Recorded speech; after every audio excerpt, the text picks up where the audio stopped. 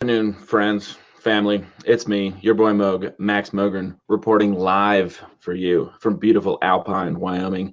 Wake up, Wyoming, January 21st, 2019, Martin Luther King Day. Happy Martin Luther King Day to you all. Let's take the lessons to heart that Martin Luther King tried to share with us before his untimely death 51 years ago, April 4th, 1968, almost 51 years ago. Quote to lead us off into the show today: love is the only force capable of transforming an enemy into a friend. Martin Luther King Jr. Big show today. We're going to talk about the recent fiasco out in DC, how the mainstream media has attempted to spin that into a huge divide and conquer scenario, and the positives that we can learn from this situation. Looking at this country, yes, there is systemic racism. It's still alive in America, but we're doing a lot better when it comes to race relations than we were 51 years ago when Martin Luther King was assassinated by the United States government. A lot of people don't know that. If you Google it, Snopes will tell you it is a conspiracy theory. All the mainstream media outlets will tell you a conspiracy theory, just like the mainstream media is spinning current events to this day. Turns out the mainstream media owned and operated by the ruling class, elite oligarchy clowns. And things haven't changed that much in the last 50 years when it comes to the media's role, the government's role. But we, the people, certainly have changed. If you don't believe me on that one, check out this article, Washington's blog, January 12th, 2015. This was posted. 20 years ago, the King family took the United States government to civil court and won in a trial showing that MLK was in fact assassinated by the United States government. It wasn't the lone gunman, racist white dude that did it. White guys involved in the plot, but they were working for the government. Back in 1999, 20 years ago, Dr. Martin Luther King's family and personal friend / attorney William F. Pepper won a civil trial that found U.S. government agencies guilty of assassination and wrongful death. The 1999 trial, King family versus Jowers and other unknown co-conspirators, is the only trial ever conducted on the assassination of Dr. King. I'm going to go ahead and paste that one into the comments. Read that one at your leisure. But interesting to note here, it happens. Also interesting to note, the FBI was attempting to cause Dr. King to suicide himself. Over at Global Research, they cover that. And this is another good read. I'm going to paste that one in to the comments as well. But just important to note here, who's the real enemy? Well, it's the power structure. It's not the white guy down the street. It's not the black lady down the street. It's not the Native American folks. We're all in this together. None of us chose to be born the race that we are. None of us have any control over changing the past. There's a lot of things we would all love to change about the past, but it seems like time only moves in one way. So let's move forward. But important to note here, Coretta Scott King in 99, her quote: "We have done what we can to reveal the truth, and we now urge you as members of the media, and we call upon elected officials and other persons of influence to do what they can to share the revelation of this case to the widest possible audience." 20 years ago, Coretta Scott King made that statement. The media didn't really do its job. Now, did they? Moving along, here's a picture. Mainstream media. The mainstream media covers this. What are they going to say? You see just this small little picture. What does it look like? Looks like a bunch of white people burning down a Native American prayer encampment in North Dakota and, taking a lot of selfies and live streaming as they do that. But if you actually zoom out, you can see, by the way, that's me in there. If you zoom out, you can see this is actually the official ceremonial leaving of the encampment on February 22nd, 2017, when the government lied and manipulated the media, or, working in cohort with the media, got people to believe that this encampment was an environmental disaster waiting to happen, that the Cannonball River was imminently about to flood, and wash away, wash all of the materials in the camp into the reservoir. But it wasn't true. The media lying about that. But the important thing is, you got to look at the whole situation. You got to look at the big picture in order to get the truth when it comes to anything. I've been studying the situation that transpired recently in DC, and I'm just going to let this play in the background before I go into the situation. What is this? Some people, people always got to choose sides. They pick a side. Oh, the natives were wrong. Oh, the black Hebrew Israelites were wrong. Oh, the white kids from Covington Catholic High School were wrong. But in reality, they were all in a very heated situation. And this video, some people who have chosen to decide that native elder, why am I blanking on his name right now? Sorry, it's stressful going live. Nathan Phillips was in the wrong here. And they say, oh, look, he's this celebrity because he's in a music video, a great music video by Skrillex and Damian Jr. Gong Marley.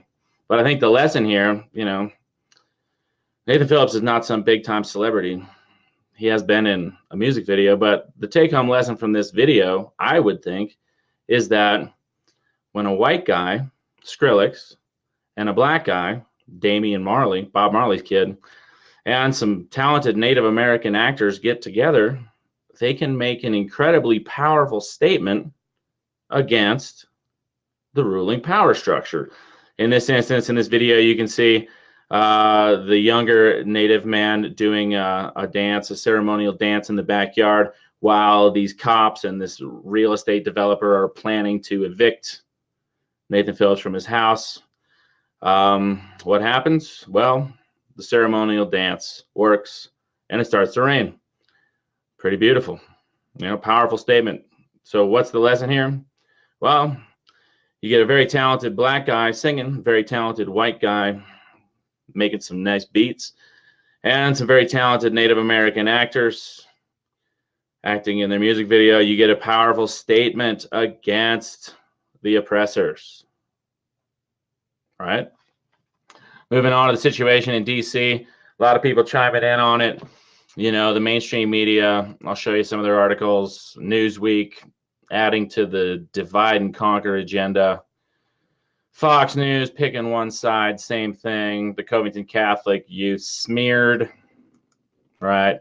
GQ magazine picking a side. Basically all the mainstream commentary, they show a little clip from one little video. This is actually pretty good coverage from Michigan Live. Nathan Phillips is kind of local regional paper there. But the point is, mainstream media, yeah, it's a viral video, but things go viral for a reason. Things also don't go viral for a reason. You could share this video, 1,000 people could share this video right now, but it would never go viral because things go viral for a reason. My computer's locking up. Sorry about that. Cincinnati.com, which is a local paper there, covering it from a little more, not quite so biased, but still they're kind of taking the side of the kids. But I think it's important to note that in situations like this, oh, and then on top of all this, man, my computer's really not enjoying this right now. Sorry about that.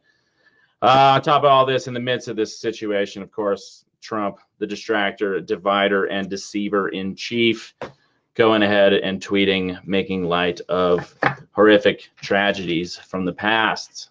Okay. It's important to note the same government that assassinated Dr. Martin Luther King Jr.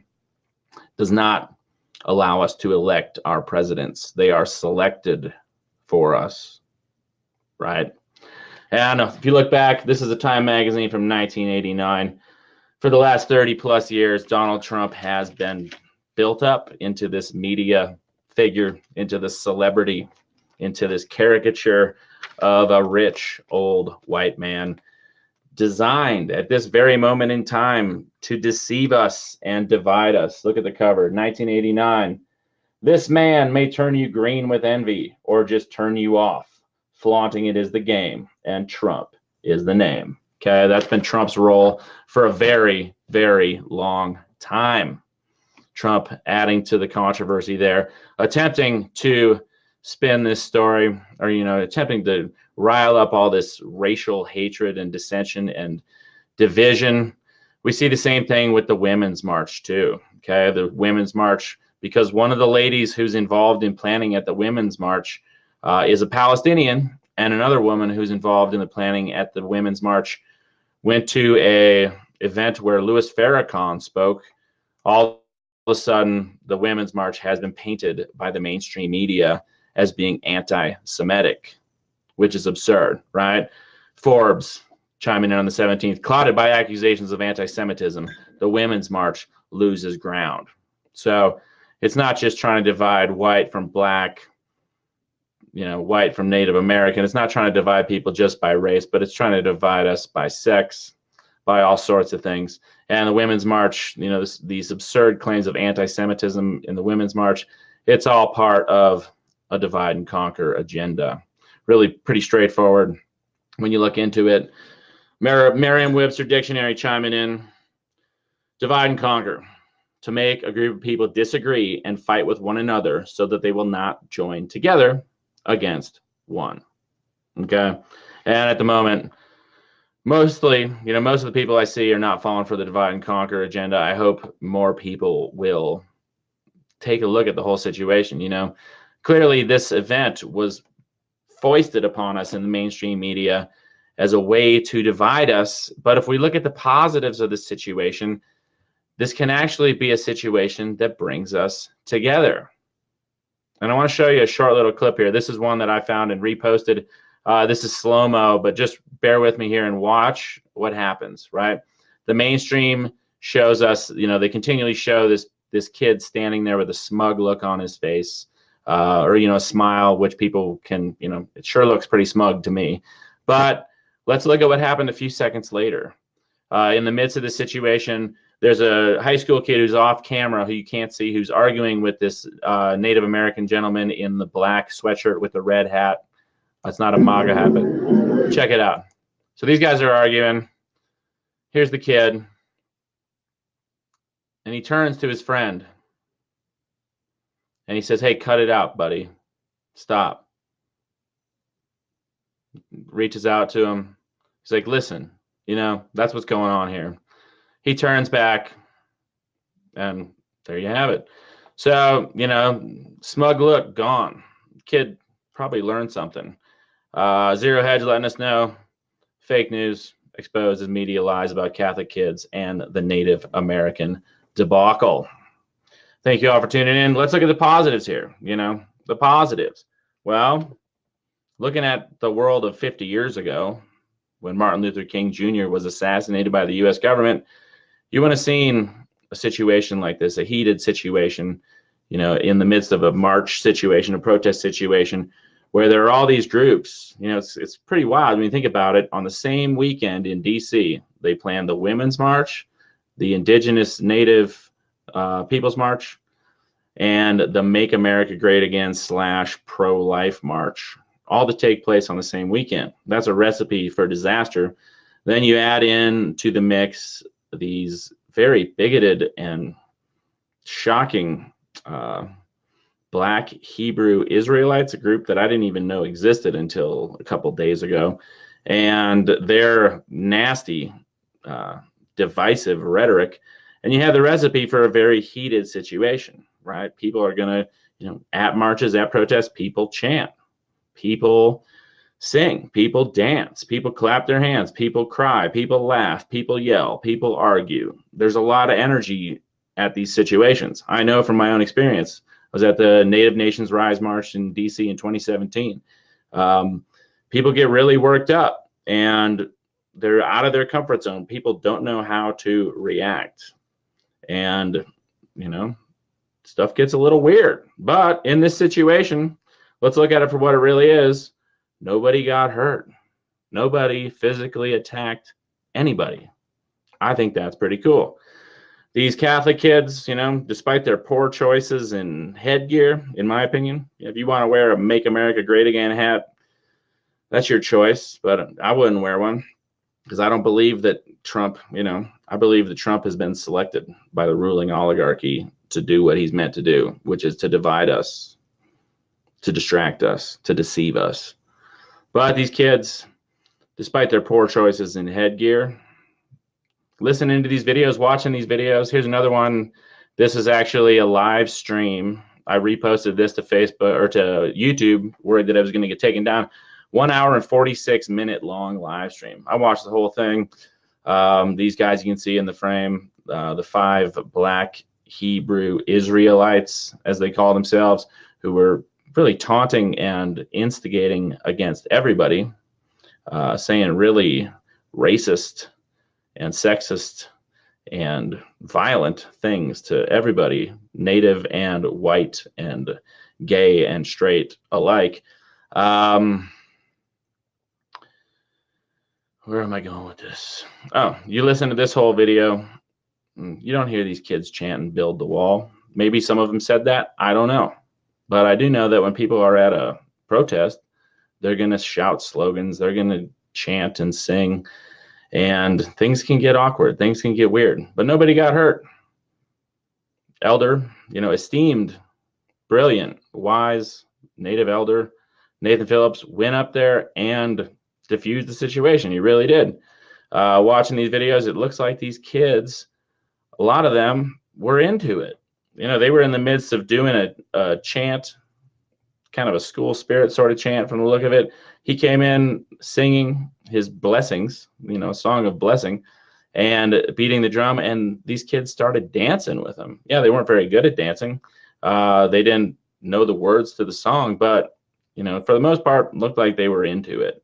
And you see some kids laughing, you see some kids freaking out, but you got to understand the situation. If you've never been in a situation like that before, you don't realize how, some of the kids are like, what's going on? What's he doing? Other kids are laughing and dancing. It is when you're in the midst of a group like that, when you're in the midst of a situation where all these people with different perspectives come together, and at the same time you got people screaming at you, screaming racist and sexist and really inflammatory taunts from the sidelines, things get a little crazy. It's just, prove me wrong on that one. But the point I'm trying to make is the mainstream media trying to divide people on this. It's classic divide and conquer situation, okay? Anybody that makes a knee-jerk reaction about this, anybody that says, Max, you shouldn't be commenting on this, you're white-splaining this, you're mansplaining this, it seems like you're playing into the agenda by judging me based on my race, judging me based on my sex. And you're getting played. We're all getting played by this agenda. It's a divide and conquer agenda. This meme makes it pretty clear from the three thought project. Divide and conquer. If they keep us fighting with each other, we will never fight the true enemy, the establishment.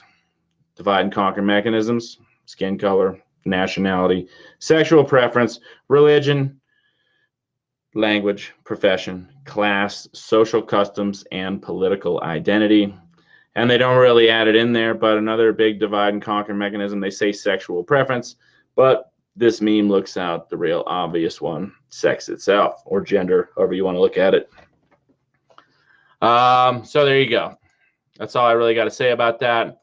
If you want more info on this, if you want to really inform yourself before making an opinion on the situation, check out the full live stream posted by one of the Black Hebrew Israelites. Watch as many videos on the topic as you can.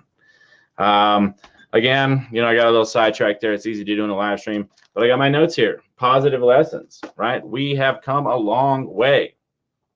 We have come a long way. Positive lessons. Nobody got physically attacked or injured. These boys got a blessing from a powerful indigenous elder. And some of them, most notably the kid who's been so demonized by the media, kid who's getting doxxed, getting death threats, he seemed to take it to heart. Based on the video I just showed you, where I don't have it queued up anymore, but he tells his friend, hey, quiet down. That's my opinion from all the viewing I've done on the situation, everything I've read about it. The mainstream media got exposed as the buffoons that they are. We're doing it right here, right now, at Wake Up Wyoming, right? All these media outlets jumped on this immediately.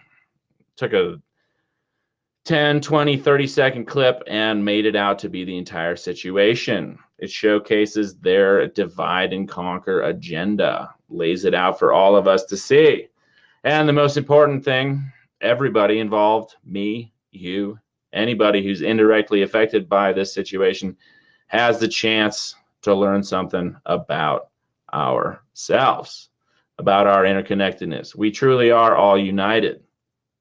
We have to be. Otherwise, we're fucked in the face of the existing power structure, right? There are a lot of good people.